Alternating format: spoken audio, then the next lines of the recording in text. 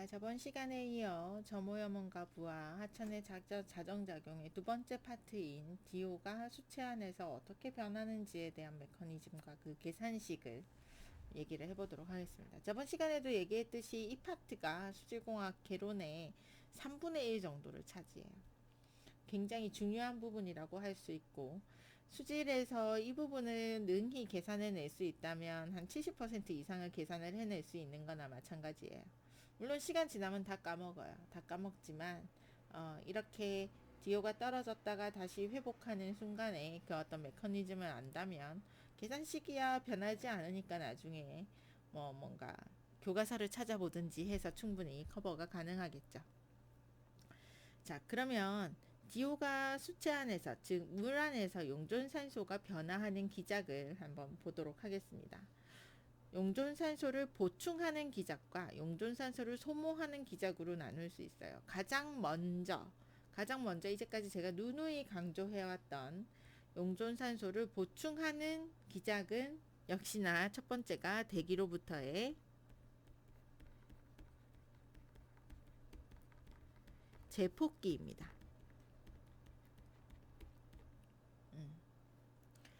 이렇게 용존산소는 수체가 대기랑 맞붙어 있는 그 계면을 통해서 대기에 포함되어 있는 산소가 물 안으로 다시 녹아 들어오게 돼요. 그 드라이빙 포스는 뭐다?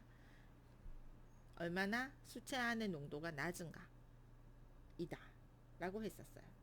그리고 무엇으로 또 디오가 다시 보충이 되느냐면 광합성을 통한 누가 광합성을 수행하나? 각종 식물성 플랑크톤들, 그죠? 조류미 생물들이죠. 그죠? 광합성을 통한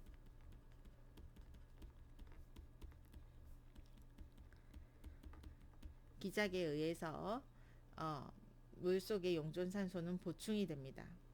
보통 수체가 이렇게 있으면, 호수나 강이 이렇게 있으면 여기 이렇게 빛이 들어오는 이 유광층이라고 불리는 나름대로 수심에서는 많이 먼, 수표면에서는 얼마 떨어지지 않는 유광층이라고 하는 수표면 근처에서만 광합성이 일어나기 때문에, 왜냐하면 빛 에너지가 있어야 되잖아요. 그죠? 광합성이 일어나야 되기 때문에 여기서 광합성이 일어나는 햇빛 쨍쨍하고 영양염류 풍부한 수체에서는 여기에 DO가 사실 DO 포화 농도보다 3ppm, 4ppm이라도 더 나올 수 있어요. 과포화 상태를, DO 과포화도 때로는 유발하는 것이 이 수표면 층의 광합성을 통한 DO의 생산입니다. 그래서 어떤 물에서 이제 누가 하천에 가서 이제 물을 떠왔어요. 물을 떠와서 디오를 그 물을 뜨면서 이렇게 찍었더니 막 터무니없이 높은 값이 나오는 거야. 예를 들어서 그 온도에서의 디오포와 산소 포화 농도가 9ppm인데 막 13 이렇게 11 이렇게 11ppm 이렇게 측정된 건 어쩔 수 없으니 버젓이 적어와요. 적어오면 뭐 때문에 혼이 나겠어? 아유, 디오를 그렇게 표면에서 재면 되나? 라는 것을 얘기하기 딱 좋아요. 보통 디오를 재려면 수심에서 얼마, 그 밑에서 또 얼마, 이런 식으로 수심에 따라서 한 2분의 1 지점 혹은 3분의 1 지점씩 끊어가지고 용존산소를 재어서 그 값을 가지고 보고를 해야 되는데, 그 사람은 요 위에서만 이렇게 착 재본 거지. 그래서 디오가 터무니없이 높은 값이 나왔다는 사실을 가지고 딴지를 거는 사람은 거의 없고 보통 이제 조류가 발생하지 않을 시기에 그렇게 디오가 높게 책정이 됐다면 그 또한 데이터가 이상하네 이렇게 의심을 살 만한 일이겠지만, 한창 조류 발생이 의심되는 초봄, 초여름, 한여름 이런 어떤 계절에는 수체 내의 디오, 즉 수표면층에서의 용존산소는 능히 아주 쉽게 과포화됩니다. 포화 농도를 넘어갈 수 있어요. 반드시 기억해 두세요. 디오를 이렇게 나중에 여러분이 취업해서 현장에 나와서 디오를 이렇게 프로브로 이렇게 찍어가지고 찍었는데 이런 농도가 내가 이 DO 측정기를 잘못 관리하였는가 뭐 그런 생각을 할 수도 있는데, 그런 게 아니고 조류가 능히 번식해서 광합성을 할 때에는 충분히 과포화된 DO 농도가 측정될 수도 있다는 사실을 꼭 기억해 두세요. 그리고 세 번째 DO를 보충하는 기작은 지류지천으로부터의 DO 유입입니다.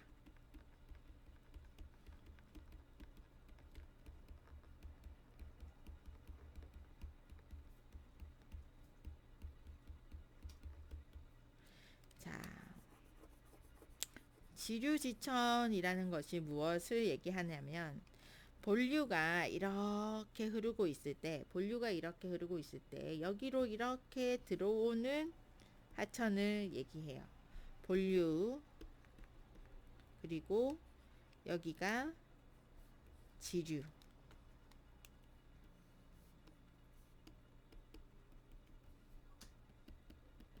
여기로 또 이렇게 들어가는 부분이 있다면 지천, 이렇게 표현하기도 하죠. 그래서 이 본류의 DO는 사실상 그 자체가 가지고 있는 폭, 그리고 수표 면적을 통해서 DO로 그 대기로부터 산소를 공급받지만, 그것에 한계가 있을 수 있는데, 만일에 여기서 너무나 깨끗하고 용존산소가 풍부한 그런 어떤 지류지천이 혼입되어 들어온다 라고 한다면, 여기서로부터의 DO 유입 또한 때로는 이 본류의 용존산소를 보충하는 하나의 기작이 될 수도 있습니다. 자, 그렇다면 DO를 그 용존산소를 물 안에서 소모하는 기작은 어떤 게 있을까요? 첫 번째로 탄소성 유기물질의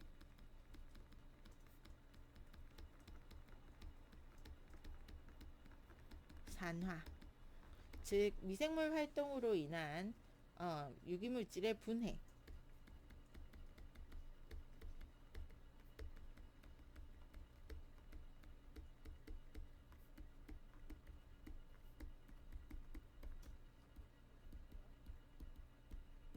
분해가 있을 수 있습니다. 또한 우리 BOD 감소할 때 산소가 소모되는 그 양을 가리켜 생물학적 산소 요구량이라고 표현했듯이, BOD의 또 다른 종류가 있었죠. 어떤 종류가 있었어요? 질산화, 그죠? 암모니아성 질소의 질산화가 있을 수 있습니다.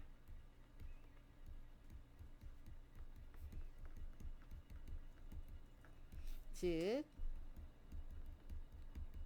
암모니아성 질소가 아질산성 질소를 거쳐 질산성 질소로 변화하는 이 과정에서 암모니아에 붙어있던 4개의 수소를 똑똑똑똑 떼어내고 산소 2개를 척붙이고, 거기에다 또 산소를 하나 더 척붙이게 되죠.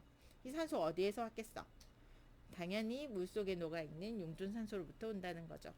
그래서 이 질소 성분의 질산화 또한 물 안에서의 용존산소를 소모하는 유력한 두 번째의 산소 소모 원인이 됩니다. 그리고 세 번째는 수체 내의 침적성 물질의 DO 소모 반응이 있을 수 있습니다.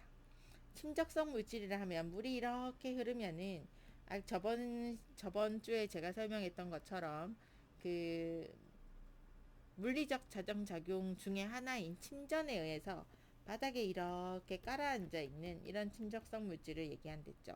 그죠? 여기에는 유기물질도 있고 질소도 있고 인도 충분히 있어서 이 용존산소를 계속 이 안으로 침투시켜 가지고 이 안에서 유기물질의 반응 또한 수행하는, 이 또한 사실 생물학적 반응들이에요. 그리고 네 번째는 수생식물의 호흡에 의한 산소 소모. 그래서 이런 물풀들이 이제 산소 소모를 하는 그런 어떤 부분도 산소를 수계 내에서 소모하는 반응이 있을 수 있다는 거죠. 자, 그래서 사실 시간에 따른 DO의 농도는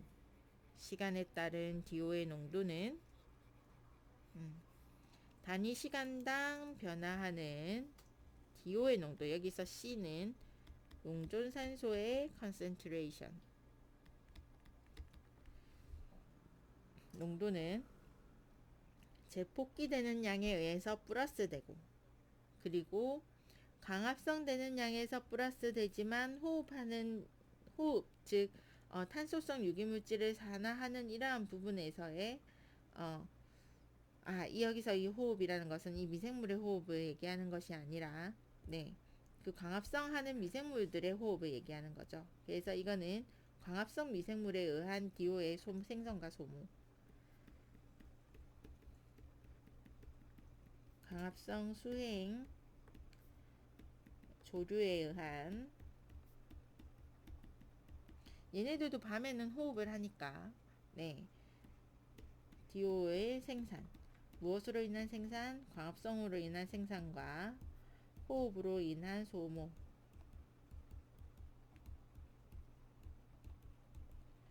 소모에서 제폭기 더하기 광합성 되는 양에서 그 양을 다시 호흡으로 소모하는 양, 그리고 CBOD 및 NBOD의 산화, 어느 부분이 되겠어요? 요거하고 요거, 이 두 가지가 이렇게 여기로 들어가는 거죠. 여기를 얘기하는 거고, 그리고 침적성 물질의 DO 소모가 이쪽으로, 그죠? 자, 제폭기 여기로 들어오고, 광합성 여기 들어오고, 호흡, 그죠? 호흡은 사실 광합성에 수반하는, 얘네들도 호흡해야 되는 미생물들이라서, 그죠?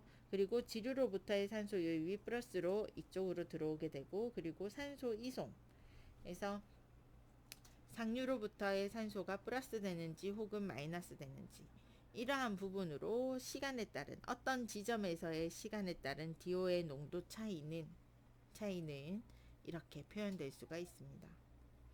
이 개념을 잘 가지고 가야 돼요. 이 개념 설명하느라 12분이 다 흘렀네. 네, 자, 다음 페이지로 넘어가도록 하겠습니다. 자, 그럼 산소 부족량의 개념을 한번 볼게요. 산소 부족량, 우리는 언제 산소가 부족한가? 산소 부족량의 개념, 일단 이 정도 부피를 가지고 있는, 이 정도 V라는 부피를 가지고 있는 하나의 물 덩어리를 생각해 봅시다. 이 정도의 부피를 가지고 있는 하나의 물 덩어리. 자, 그래서 이 안에서 시간에 따른 BOD의 변화, 여기서 L은 BOD예요. 우리 BOD 처음 배울 때 L을 BOD를 L로 표현한 적이 있죠. 그죠? 시간에 따른 BOD의 변화는 마이너스 K1의 K1 뭐였죠? 탈산소 계수. 수의 그때의 BOD 양이었어요. 마이너스 앞에 붙였고, 마이너스를 앞에 붙이는 거는 시간에 따라서 사실 산소 양이, 산소의 변화량이 음수를 가지게 되는 거죠. 그죠? 계속 줄어드니까.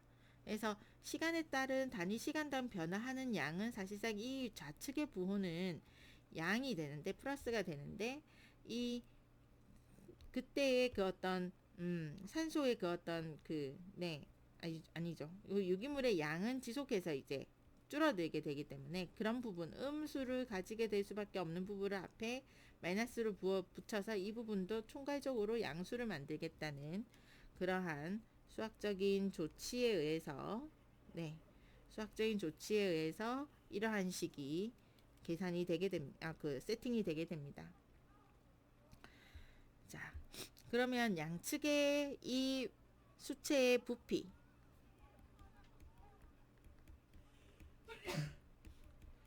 V를 곱하게 되면 이 위의 식에 이렇게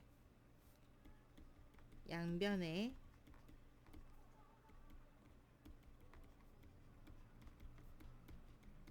왜 부피 V를 곱할까? 왜? 자, 봐요. 지금 이 L이 뭐냐면은 밀리그램 퍼 리터예요. 그래서 부피분의 질량이 되는 셈이거든요. 그래서 양변의 V를 곱함으로써 이것이 오로지 질량의 변화식이 되게끔, 유기물 질량의 변화식이 되게끔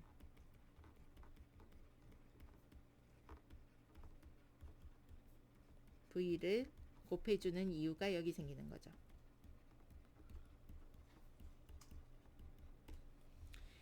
자, 이 용기는 위가 열려 있다고 가정을 하는 거예요. 자, 그래서 위가 열려 있다는 것은 대기랑 접촉한다는 뜻이 되는 거죠. 그래서 대기 접촉면에서 녹아 들어오는 DO의 양을 고려한 DO의 물질 수지를 한번 생각을 해 봅시다. 그래서 여기서 D를 우리가 이렇게 정의를 해요. 이 위에 지금 있는 그림에서, 요 상자 그림에서 V는 이 물의 부피, 그리고 L은 BOD, 그죠? D는 요렇게, 즉 산소 부족량이라는 것으로 정의를 한다는 거죠. 그래서 이 산소 부족량을 정의할 때 조금 지저분해지니까 지워가면서 할게요. 자, 산소 부족량으로 정의할 때 OS는 그 온도에서의 산소의 포화 농도, 해당 온도에서의 산소 포화 농도, 그리고 O는 그때의 산소의 농도.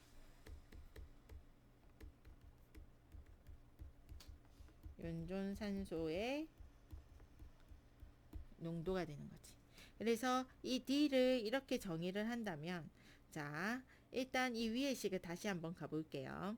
요 위에서 이 BOD의 그 어떤 저감식이 이렇게 표현될 수 있다는 것을 염두에 두고 DO에 대해서도 이런 식을 한번 세워보겠다라고 생각을 하는 거예요.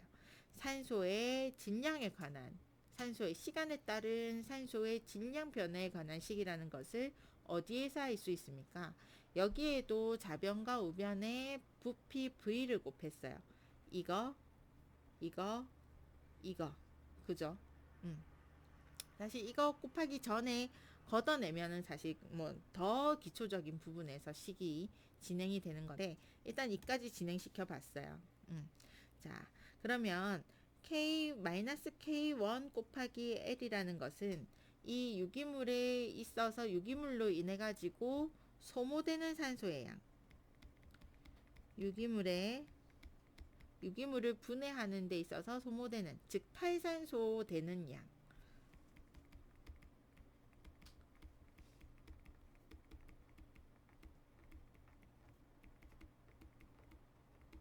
우리 BOD도 상기해 보세요. 밀리그램 O2 퍼리터였어요. 예. 물속에 존재하는 유기물질이 너무 다양해서 그 유기물질 하나하나 다 농도를 표현하고 측정해서 표현하기에는 한계가 있기 때문에 그것을 분해하는 데 필요한 산소의 양으로 환산해서 BOD라고 불렀었죠. 그래서 지금 여기에 O가 좌변의 시간에 단위 시간당 변화하는 산소의 양 밀리그램 O2로 이렇게 시작을 해도 좌우변의 단위는 밀리그램 O2로 같아요. 왜 밀리그램 O2 퍼 리터가 아니고 밀리그램 O2일까? V를 이미 곱했잖아요. 그죠? 자, 그래서 이 앞에 있는 이 앞항이, 마이너스를 달고 있는 앞에 항이 유기물을 분해해서 소모되는 산소의 양으로 설명이 되고, 뒤에 있는 양은 뭐예요? 이거는 제폭기 계수가 되는 거지. 제폭기 계수로 지금 현재 있는 산소의 포화 농도와 지금 현재 산소의 양을, 산소의 농도의 차이, 즉 이 항이 드라이빙 포스가 되는 거예요. 산소 전달에, 산소 제폭기의 그 추진력. 자, 지우개로 지저분하니까 좀 지우고, 자, 형광펜으로, 옳지. 이 부분이, 아이고야, 넘어갔네. 자, 형광펜으로 이 부분이 사실상 뭐다? 산소가 녹아 들어오게 하는 드라이빙 포스, 추진력이다. 적을게요.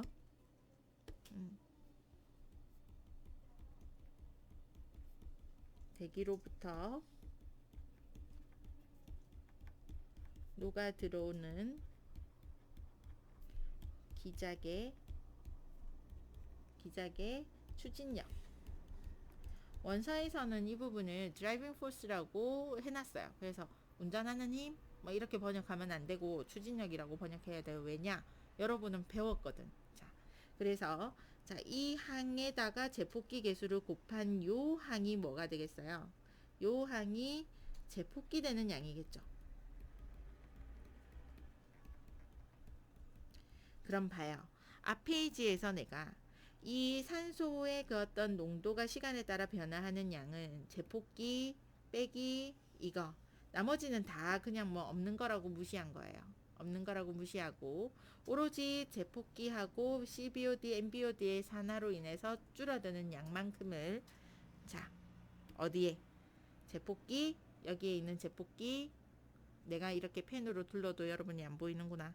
잠시만요. 색깔을 달리해서 여기 제폭기 양, 그리고 여기에 탈산소 양, 이런 식으로 표현을 한 거예요. 너무 지저분하니까 또 좀 지울게요. 자, 이렇게. 자, 그래서 형광펜으로 조금만 표시해 놓을까요? 요 항은 소모되는 양, 요 항은 제폭기로 보충되는 양, 이렇게. 아, 알겠죠? 이 뭐 사실 어려워 보이지만 전혀 겁먹을 필요가 없는 식이에요. 여기서 이제 OS-O를 산소 부족량으로 이렇게 정리를 하면 이 식이 이렇게 단순해지는 거죠. 그래서 DT 분의 DD는 DT 분의 DO가 되는 것으로서 사실 이 식의 위 식에 대입하게 되면 이 식이 이렇게 바뀌게 돼요. 이렇게 바뀌게 되는 거지. 봐봐요. 산소, 그러니까 시간에 따른 산소의 변화, 소모량이라든지 산소의 변화는 시간에 따른 산소 부족량의 변화가 되죠. 그죠? 그래서 이걸 요 위에 식에 대입하게 되면은 이 좌변이 V는 그대로 있고 DT분의 DO가 DT분의 DD가 되고, 그리고 우측에 이 탈산소 파트는 그대로 있고, 여기 OS-O가 여기서 D 산소 부족량으로 우리가 정의를 했기 때문에 이렇게 되는 거예요. 그래서 부호를 이래저래 정리를 하면은 이런 식이 되고, 이걸 다시 V를 다 날리고 나면, V를 이렇게 날리고 나면 이런 식으로 정의가 되는 겁니다.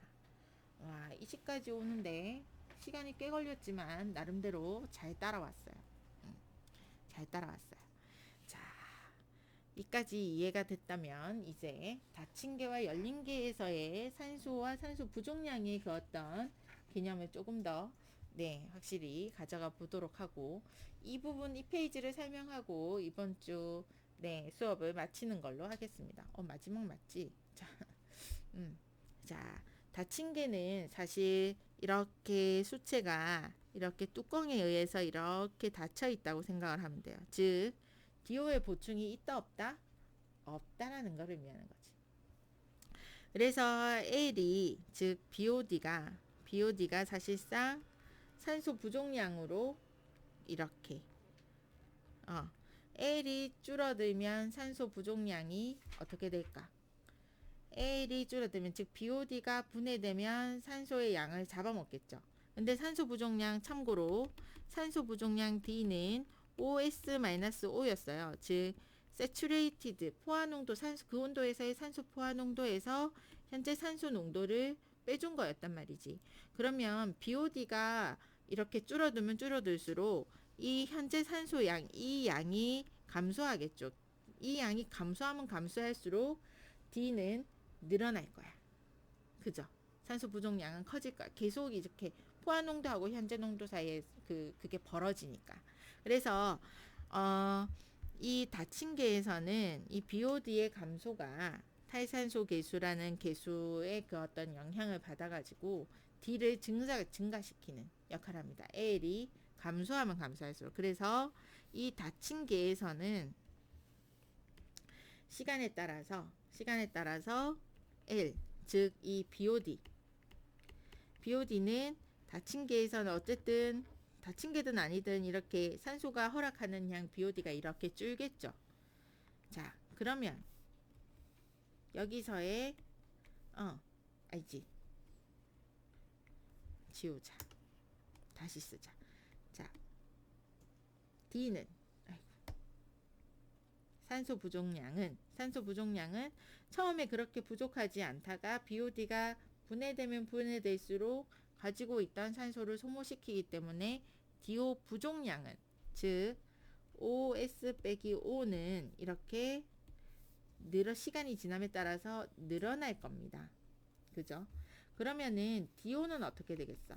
당연히 DO가 이렇게 떨어지니까 산소 부족량이 이렇게 올라간 거겠죠. 그리고 이 양이 이제 포화농도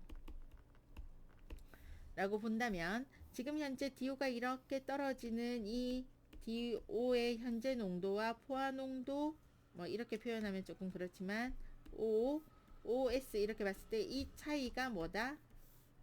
D다. 그죠? 산소 부족량이다. 그런데 만일에 열린 계에서는 즉 뚜껑이 없이 이렇게 열려 있어요. 열린 계에서는 역시나 BOD가 탈산소 개수의 그 어떤 영향으로 탈산소 개수의 조건에서 D를 늘리는 경우가 나겠지만 사실 이게 또 사실 D는 여기서 다시 보충이 되거든요. 보충이 되지만 이게 이렇게 화살표가 이렇게 표현될 때 이게 소모된다는 뜻이었기 때문에 이렇게 표현합시다. K2. 왜냐하면 여기서 자꾸 열린 게니까 대기 중으로부터 이렇게 녹아 들어오는 부분이 생기는 거죠. 그죠? 그래서 닫힌 개와는 다른 그래프 양상을 보이게 됩니다. 어떻게? 역시나 BOD는 시간이 지남에 따라서 이렇게 감소를 하겠죠. 그럼 DO는 어떻게 될까? DO는 이렇게 감소를 할 거야.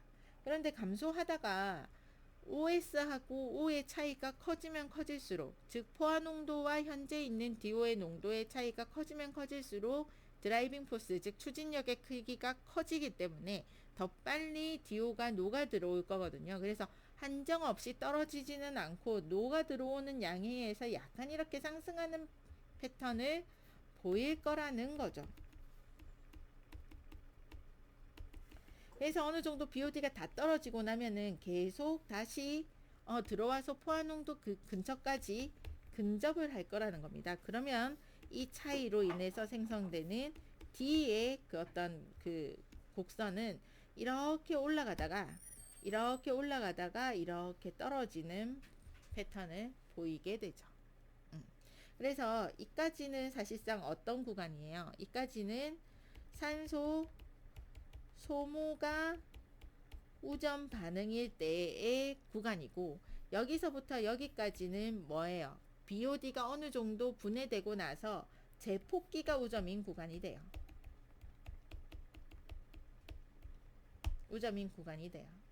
그래서 이게 닫힌 개와 열린 개에서의 이 곡선을 이해하는 것, 즉 여기서 이 두 가지 그 비교되는 그림을 그려주면서 제일 중요한 부분은 이 곡선을 이해하는 것이 이 다음 수업에 설명할 디오색 커브를 이해하는 데 굉장히 중요합니다. 그래서 이렇게 된다는 것 절대 잊지 마세요. 이번 주 수업은 여기까지.